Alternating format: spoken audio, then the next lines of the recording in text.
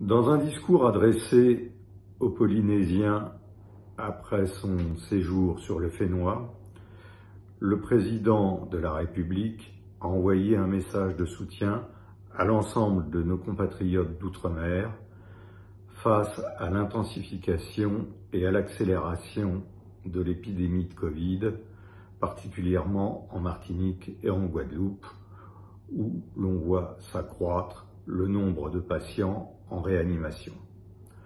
À mon tour, je souhaite leur adresser tout mon soutien, toute ma solidarité, et ils le savent, toute mon affection. Il est bien temps pour le président Macron, et à l'approche des élections présidentielles, de se souvenir de l'existence de nos compatriotes ultramarins, tant son désintérêt, son mépris et sa désinvolture à leur égard auront été grands. S'agissant des engagements pris vis-à-vis de nos compatriotes de Polynésie française, l'Institut de cancérologie, les 300 millions pour le redressement de Air Tahiti Nui, je souhaite que ces promesses soient autrement mieux tenues que celles qu'il avait prises en octobre 2019 lors de son passage à Mayotte concernant l'allongement de la piste aérienne. Cette piste aérienne qui, depuis, n'a pas vu le début d'un commencement d'ébauche, d'études ou de financement.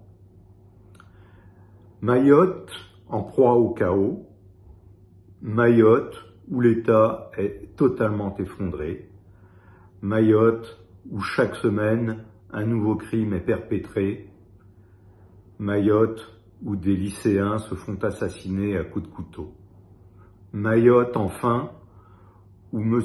Sébastien Lecornu, ministre des Outre-mer, nommé à ce poste il y a maintenant un peu plus d'1 an, n'a jamais daigné se rendre, préférant certainement se consacrer à ses activités d'élu local, de sénateur ou de conseiller départemental de l'Eure.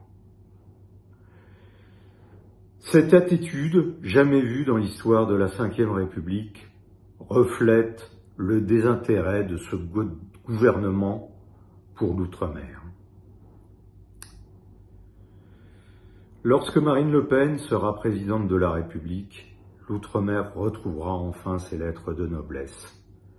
Elle s'est engagée, et encore récemment, à la création d'un grand ministère d'État de l'outre-mer et des affaires maritimes et au vote d'une loi-programme sur 15 ans, de façon à ce que l'outre-mer ait de la visibilité à court, moyen et long terme.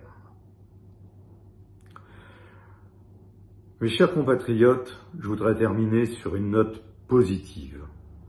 J'ai encore en mémoire l'accueil à Nuku'hiva ou à Ivaoa de nos compatriotes des îles Marquises, à cheval, en train de brandir notre drapeau tricolore.